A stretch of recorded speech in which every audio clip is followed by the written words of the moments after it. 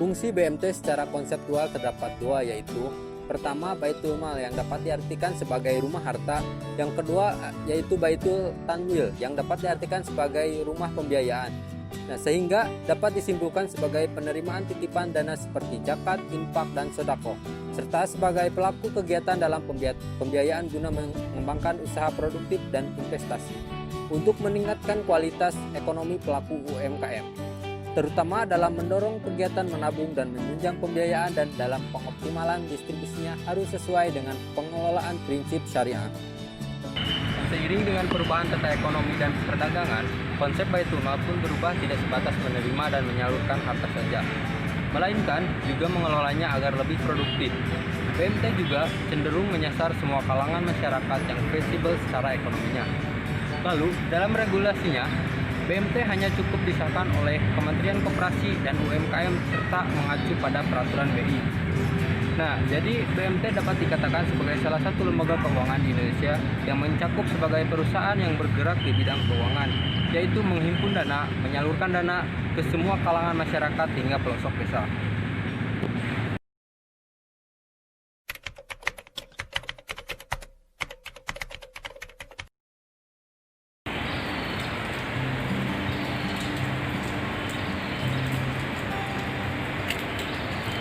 Selanjutnya saya akan menjelaskan mengenai operasi Baitul Mal berdasarkan keputusan Menteri Koperasi nomor 91/Kep/MKU/9/2004.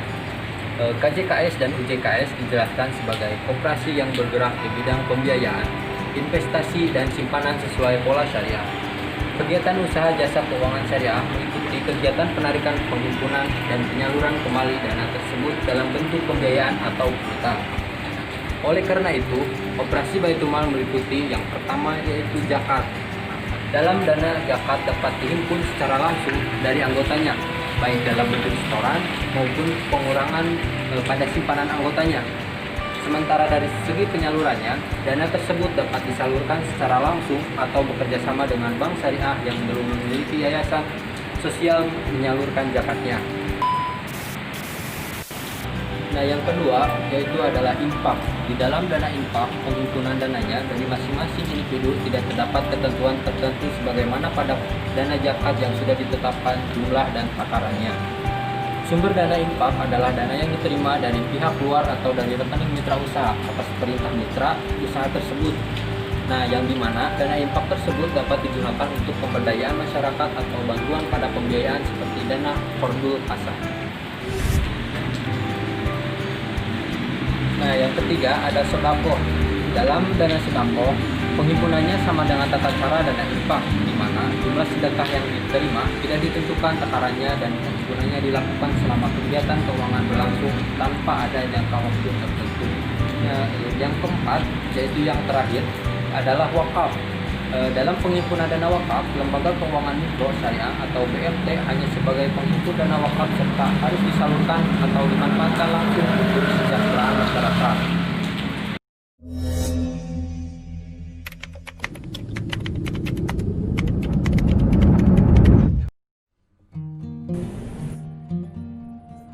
Nah, yang ketiga yaitu operasi Baitul Tanmu, yaitu BMT adalah lembaga keuangan mikro syariah berbasis koperasi khas Indonesia yang pada awalnya didirikan dan dikembangkan berdasarkan kondisi hukum dan kebutuhan pasar.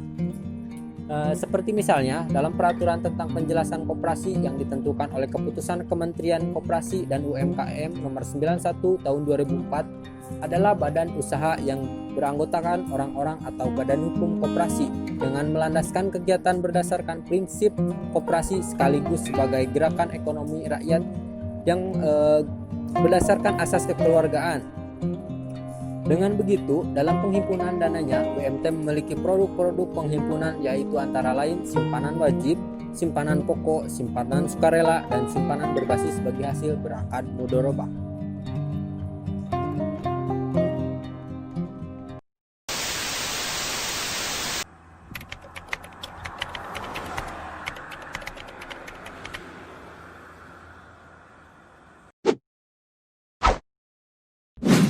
Selanjutnya ada investasi pada KSPPS atau BMT. Jadi KJKS LKMS dan BMT juga memiliki produk investasi yang sesuai dengan pola bagi hasil. Dalam penghimpunan dana investasinya, lembaga-lembaga tersebut memperoleh dari investasi para anggotanya. Untuk produk untuk investasi pada lembaga keuangan syariah tersebut adalah investasi KJKS, LKMS, dan BMT yang dapat dibagi menjadi dua macam, yaitu modal pernyataan dan sertifikat modal koperasi.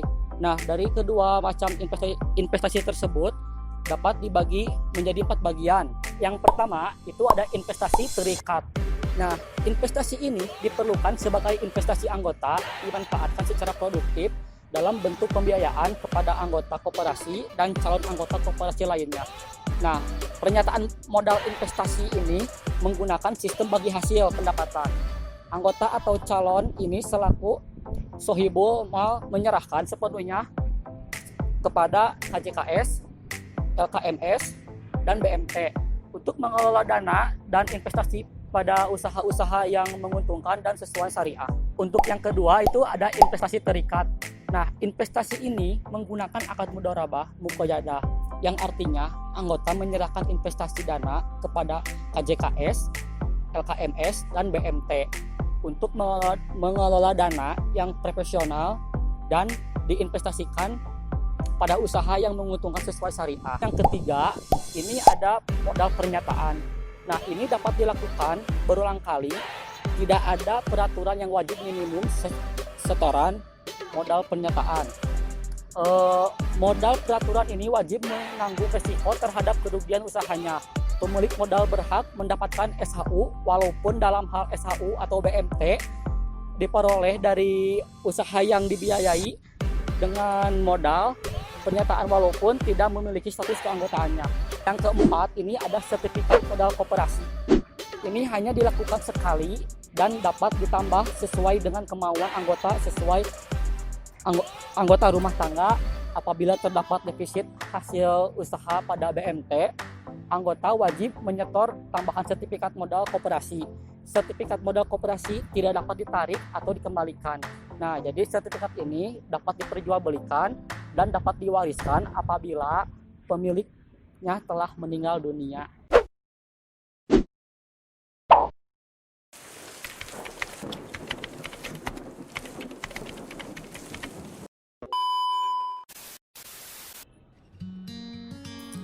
Latar belakang BMT, awal pendiriannya, BMT dirancang sebagai lembaga ekonomi.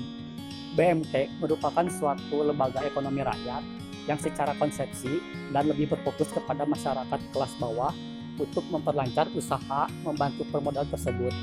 BMT prinsipnya berupaya untuk mengorganisasikan usaha saling tolong. BMT juga membawa budaya ke ranah yang bisa dikomunikasikan dan berinteraksi dengan berbagai instrumen dan mekanisme ekonomi mutakhir. Nah, BMT ini terdiri dari dua istilah, Baitul Mal dan Baitul Tamwil. Nah, untuk Baitul Mal lebih mengarah pada usaha-usaha yang mengumpulkan dan menyalurkan dana yang non-profit seperti zakat, infak, dan sedekah. Nah, sedangkan untuk Baitul Tamwil sebagai usaha pengumpul dana dan penyaluran dana komer. Di Indonesia sendiri telah berdirinya Bank Muamalat Indonesia. Timbul peluang untuk mendirikan bank-bank yang berprinsip syariah. Operasi BMI kurang menjangkau usaha masyarakat kecil dan menengah, maka muncul usaha-usaha mendirikan bank dan lembaga keuangan mikro seperti BPR Syariah, BMT yang bertujuan untuk mengatasi hambatan operasional daerah.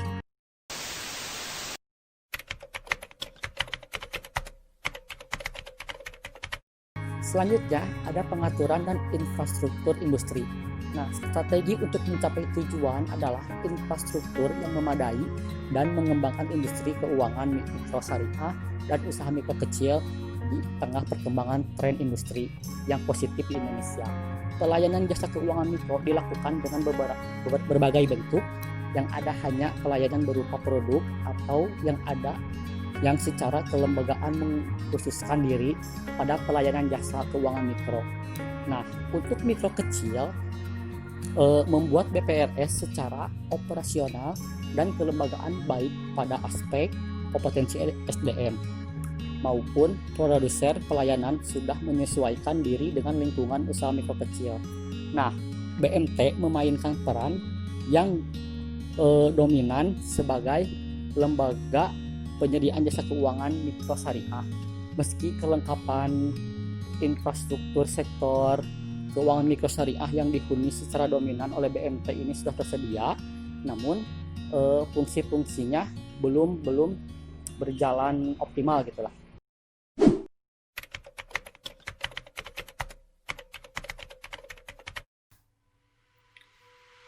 Salah satu poin penting yang harus kita ketahui dari BMT yaitu aspek hukum yang menjadi landasan bagi BMT. Legalitas yang dapat menopang berdirinya BMT. Karena segala sesuatu itu harus ada legalitas dan landasan hukum yang jelas. Namun sebelum kita membahas tentang landasan hukum tersebut, kita bahas dulu mengapa sih BMT ini ada, mengapa sih BMT ini diperlukan oleh masyarakat. Di zaman sekarang kita dapat lihat banyak sekali LKM non-bank yang telah berdiri. Berarti hal ini menggambarkan keterbutuhan dari masyarakat terhadap lembaga penyedia pembiayaan mikro, terutama bagi masyarakat yang berpenghasilan rendah. Masyarakat yang berpenghasilan rendah, mereka memiliki keterbatasan dalam masalah pembiayaan.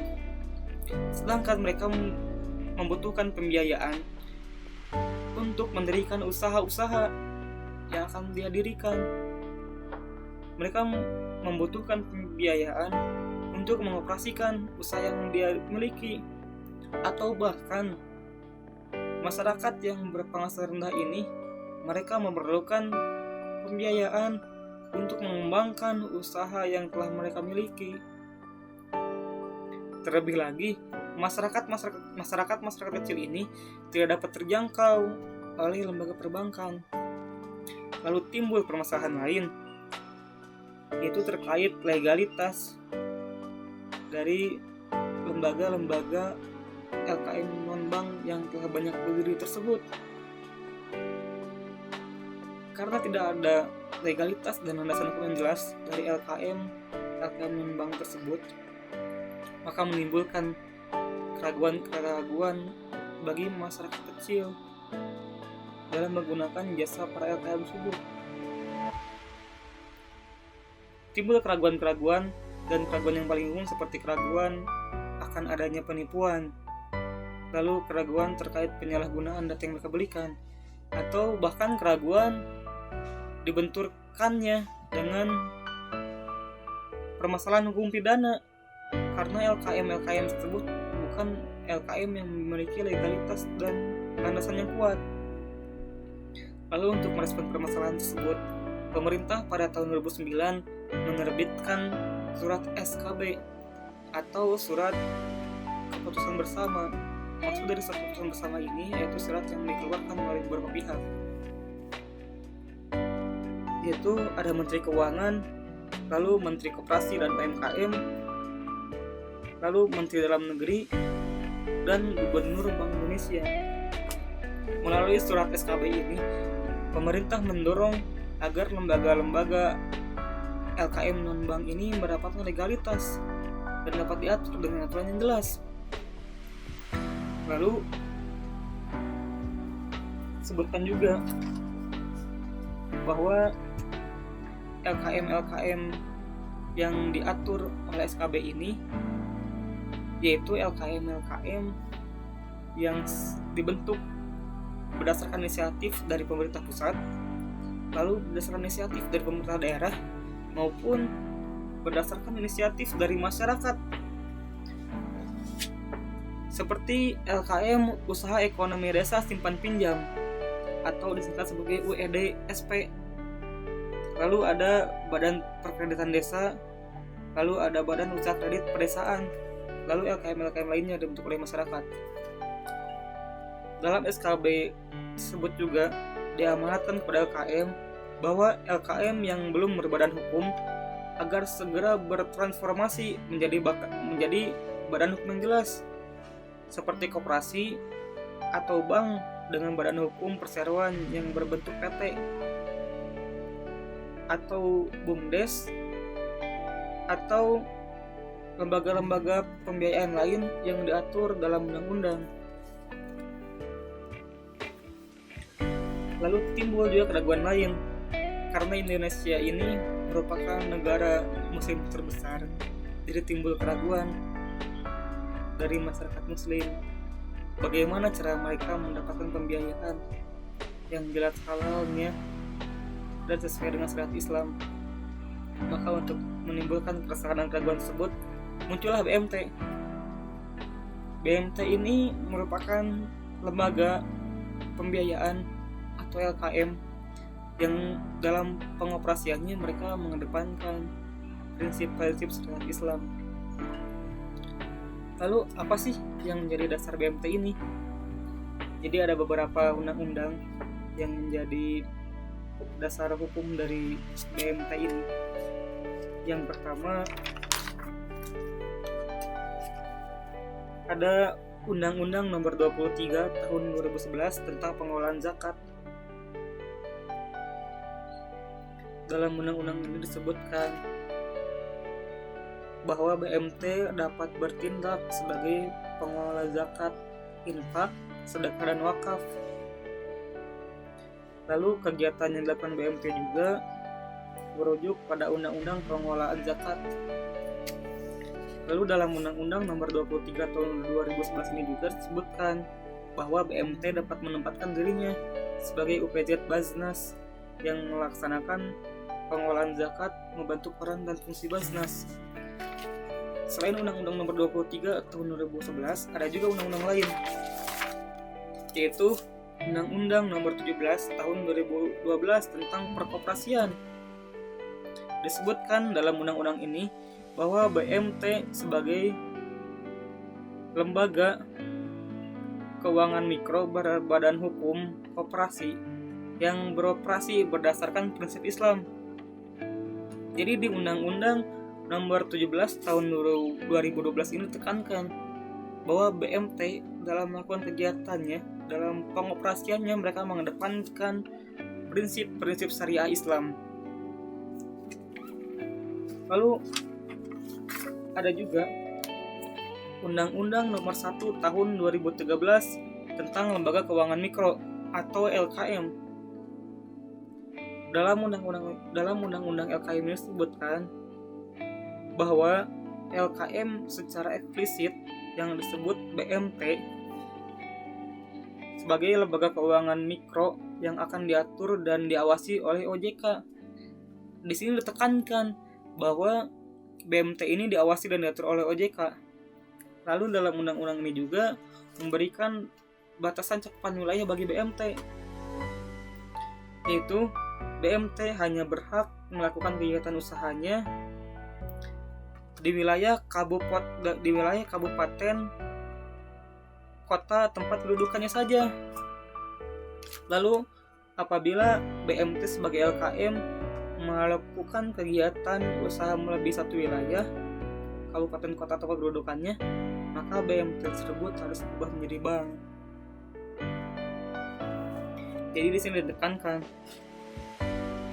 bahwa adanya pengawasan OJK, lalu adanya pembatasan dari BMT ini, yaitu mereka hanya berhak melakukan kegiatannya di tempat kedudukannya saja.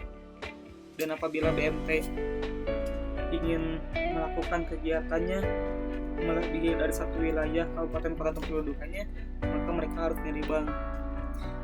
Itu landasan dasar hukum dari BMT yang saya dapat jelaskan. Terima kasih.